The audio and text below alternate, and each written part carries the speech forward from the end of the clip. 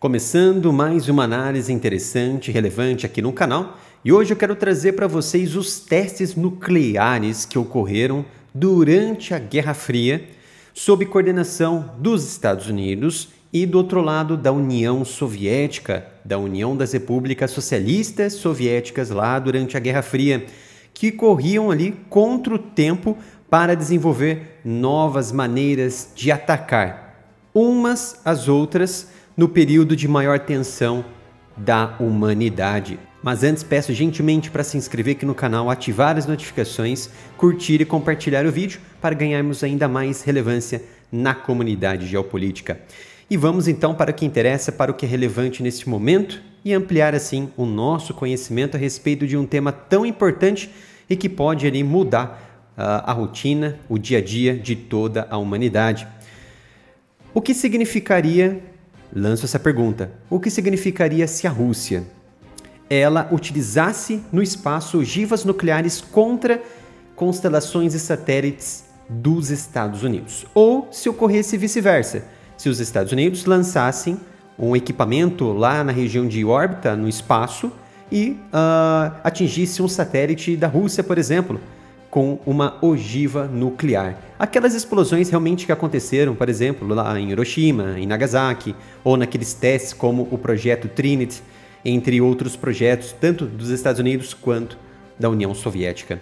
Imagina se acontecesse aí uma explosão desta em pleno espaço. O que poderia acontecer, né? Certamente que grande parte dos sistemas, por exemplo, elétrico, sistemas que controlam equipamentos de água, o tráfego aéreo, o tráfego ferroviário, as questões também de automóveis, todos aqueles equipamentos que estão interligados com a internet, rede de comunicação via internet e também por rádio, poderia de alguma forma serem afetados ou até mesmo pararem de funcionar na superfície da Terra. Imagina então os celulares, os telefones celulares que são conectados diariamente a todo momento com a torre mais próxima ali do usuário que está utilizando o equipamento e transmite para o satélite, que transmite para outro sistema de torre mais próximo daquele indivíduo que está recebendo a ligação, ou vice-versa, através de cabos submarinos, cabos subterrâneos, por exemplo, né? Então essas poderiam ser algumas consequências graves para a Terra. Então essas são algumas das razões de que houve esse alarme nas últimas semanas com a possibilidade da Rússia estar desenvolvendo um projeto para colocar lá no espaço ogivas nucleares que poderiam ser utilizadas como armas, satélites armados, e a qualquer momento, através de um comando em terra da Rússia, poderia disparar contra um determinado satélite específico, não somente dos Estados Unidos, mas contra qualquer outro satélite existente orbitando a Terra. Então, os relatórios dessa nova arma antissatélite baseada ali no espaço também se baseiam em preocupações de longa data sobre as ameaças espaciais da Rússia e também da China pelo Departamento de Defesa dos Estados Unidos. E grande parte dessa infraestrutura do país depende hoje dos americanos, também de todo o mundo, depende hoje principalmente das comunicações via satélites que são ali gestadas por empresas, sejam americanas, sejam europeias. E esses satélites, eles tornaram-se cada vez mais vulneráveis à medida que a tecnologia ela foi avançando, principalmente no setor militar. Então hoje não há qualquer defesa contra mísseis. Ouçam só, não há qualquer defesa ativa hoje contra mísseis que estejam ali operando na órbita, no espaço fixo, ali pronto para qualquer comando terrestre, seja da Rússia, seja dos Estados Unidos, e não há nenhuma defesa ativa, tanto dos Estados Unidos quanto da Rússia, contra esses tipos de sistemas existentes que possam, na verdade, existir futuramente. Sabemos, até que se prove ao contrário, que não há um equipamento existente nesse momento que esteja orbitando a Terra, mas é uma possibilidade que não é mais uma possibilidade remota, mas é uma realidade que pode estar sendo desenvolvida pelos Estados Unidos e também pelos russos, e a qualquer momento poderíamos ter ali um equipamento que se comportasse como satélite, mas que na verdade se comportaria em seu emprego, sua função principal de uma arma antissatélite e ainda composta ali por uma ogiva nuclear. Então hoje, prestem bem atenção, não há nenhum sistema de defesa ativa lá no espaço contra esses tipos de equipamentos. O que há hoje são sistemas controlados por uma constelação de satélite e também componentes de mísseis balísticos interceptores na superfície da Terra, do nosso planeta, tanto dos americanos quanto dos russos, que captam através dessa rede de satélite equipamentos, mísseis que estão saindo da crosta terrestre, da superfície terrestre, em direção à órbita da Terra, para assim cortar o caminho, vamos dizer assim, essa distância longa até uma determinada região do planeta, em que vai ser o alvo desse ataque, e essa captação dessa rede satélite manda informações para os interceptores, os radares terrestres, que lançam seus interceptores para realizarem essa interceptação em pleno ar ainda, antes que caia em uma determinada região de um determinado país. Então ele ainda pode ser o quê? Interceptado, e dependendo ali, é claro, dessa rede de satélite e também desses sensores baseados em terra, para realizar a interceptação utilizando sistemas de camadas de alta altitude, média ou baixa altitude, que são conhecidos de média altitude como equipamentos de última linha de defesa, tá? É importante também entendermos que nesse momento que não é possível que haja armas desse tipo, tá? Como havia dito, até que se prove o contrário, é claro, que há uma arma desse tipo no espaço. De todo caso, vocês já ouviram falar de um projeto de teste nuclear em plena órbita da Terra, em pleno espaço terrestre da Terra, e em que esses projetos eles foram conduzidos através de experimentos dos Estados Unidos e também da União Soviética na década de 60, durante o auge da Guerra Fria. Para vocês terem uma ideia, existem dois principais projetos que ocorreram nesse período. O projeto americano Starfish Prime e o projeto soviético Projeto K. Veja que interessante, que tanto a Rússia, então, como os Estados Unidos detonaram ogivas nucleares no espaço, na órbita baixa da Terra, na década de 1960. Pouco ali, relativamente ali naquela época, se sabia ao certo as consequências do uso de uma arma de alta destruição em massa em pleno espaço sideral, em plena órbita da Terra, o que poderia resultar tanto para as pessoas quanto para o planeta, no seu sistema na superfície terrestre, quanto na atmosfera terrestre e também na região de órbita da Terra. E eu trouxe aqui um gráfico bem interessante que mostra exclusivamente a quantidade, o número de satélites ativos em comparação lá na década de 60, que foi realizado os primeiros testes de uma ogiva nuclear em plena órbita da Terra.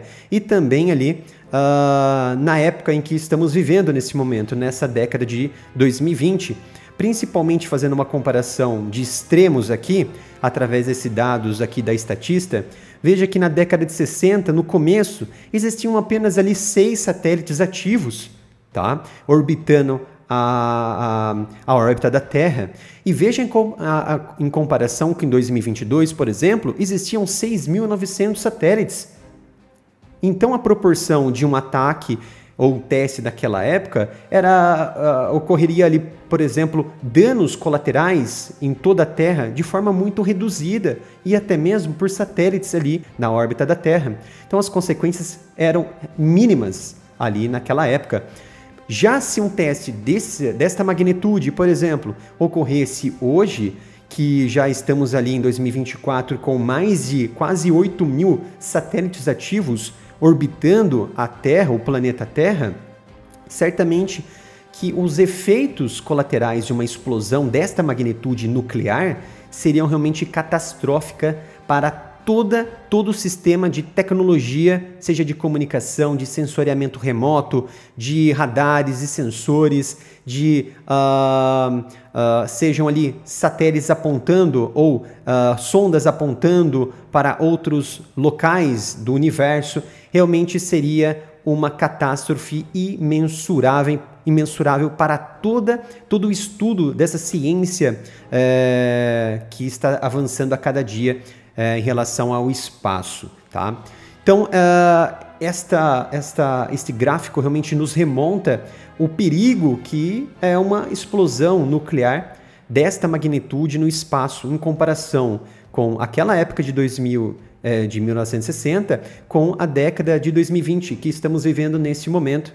Realmente, a comparação ela é muito acentuada. Naquela época tinham apenas 6 satélites e hoje já estamos chegando a 8.000 satélites ativos na órbita terrestre. Então, realmente, se ocasionaria um efeito devastador caso uma ogiva nuclear exploda hoje na órbita da Terra. Então, os testes soviéticos foram chamados, em comparação com os americanos, de Projeto K, e ocorreram entre 1961 e 1962, naquele auge da Guerra Fria, onde as tensões realmente estavam à flor da pele. E os Estados Unidos não foi apenas um teste realizado pelos americanos, foram 11 testes realizados no espaço, e o maior e o primeiro teste bem sucedido, com certeza foi o mais famoso deles, que foi o Starfish Prime, que foi lançado em julho de 1962, quando os americanos enviaram ali uma bomba, uma ogiva termonuclear de mais ou menos 1,4 megatons, que estava acoplada na cabeça de um míssil balístico do sistema Thor, PGM, e que detonou ali aproximadamente 400 quilômetros de altitude acima da superfície terrestre. E esses efeitos foram tão potenciais que esse teste foi percebido em toda a região ao redor do Equador, daquela linha ali do Equador do nosso planeta Terra.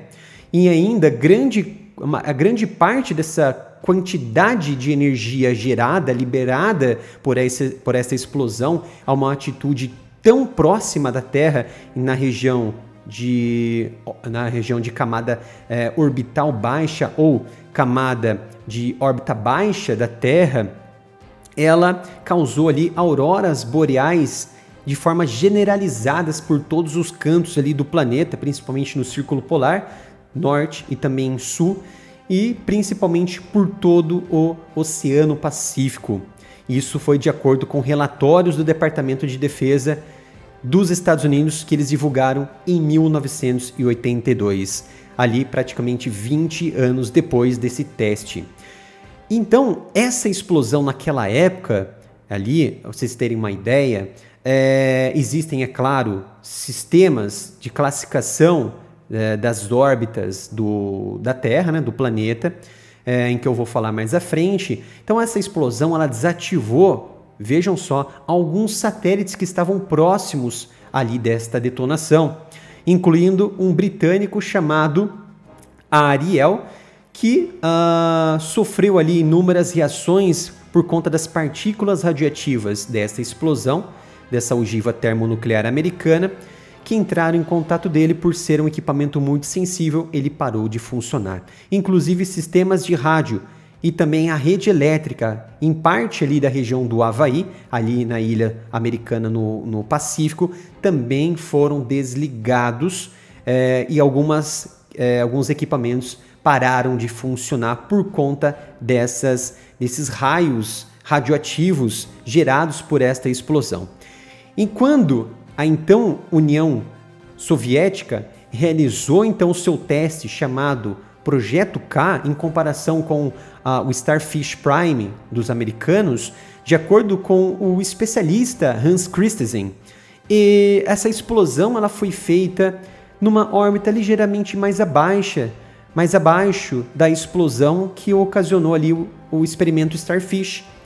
Então, no entanto, diferente dos americanos por ter sido uma explosão mais baixa, praticamente essa explosão fritou alguns sistemas posicionados na superfície terrestre da União Soviética. Muito provavelmente foi causado, é claro, por danos ali irreversíveis em sistemas mais sensíveis, principalmente como aqueles sistemas naquela época, os cabos subterrâneos e também uma rede de uma central elétrica na União Soviética, que também sofreram danos irreversíveis naquela época. E depois de tudo isso, tá? O que aconteceu em seguida? Simplesmente, como eles perceberam que se tratavam de um experimento que poderiam ser utilizado como arma realmente de guerra e que poderiam ocasionar um efeito devastador em todo o planeta, em todo o sistema de comunicação, inclusive ali poderia gerar efeitos naturais muito ruins para toda a humanidade. Os Estados Unidos e a União Soviética então decidiram formar um tratado entre eles, um acordo entre eles que limitaria esses testes na região do espaço sideral, na região da órbita da Terra, que ficou conhecido em 1963 como o Tratado de Proibição de Testes Nucleares, um ano depois dos últimos testes americanos e soviéticos, tá? Para entender melhor sobre essas questões importantes relacionadas ao espaço, satélite, foguetes, projetos espaciais e também lunares, que são o quê? Uma ciência de grande importância que vem crescendo, principalmente no Brasil, eu sugiro que vocês acompanhem o canal, o trabalho do cientista aqui brasileiro, o Sérgio Sacani, lá no YouTube, também no seu site, o Space Today, e com certeza ele vai explicar de uma forma muito mais detalhada essas situações e também a ciência espacial de uma forma que eu não conseguiria explicar com uma capacidade tão importante, diferenciada como o Sérgio Sacani ele explica. Então eu sugiro vocês acompanharem ele, tá? Então na atualidade, para encerrarmos aqui, se um teste ou uma explosão realmente acontecesse hoje, em comparação com aquela época de 1960, imagina se uma explosão como essa alcançasse um pleno funcionamento, né? Ali na região da órbita terrestre, com uma intensidade seja mínima ou máxima. Isso poderia, claro, causar um colapso, realmente um efeito dominó sobre todo esse espaço em que temos de órbita baixa, de órbita média, geoestacionária, que poderia ocasionar danos irreversíveis em satélites, em sondas, em outro tipo ali de sistema que ajuda a superfície terrestre a conhecer melhor o espaço e também o nosso próprio planeta. Inclusive temos quase 8.000 equipamentos satélites ativos neste momento, orbitando o planeta Terra. Então uma arma baseada no espaço que poderia prejudicar ali as comunicações e a economia de todo mundo caso ela exploda, ela seja utilizada contra uma nação, contra um satélite de uma determinada nação rival. Isso ocasionaria condições terríveis para toda a humanidade, inclusive tanto para os Estados Unidos, quanto para os russos, os chineses, os europeus e também grande parte dos sistemas de produção agrícola, entre outras tecnologias dependentes de satélite, também poderiam ser arruinadas.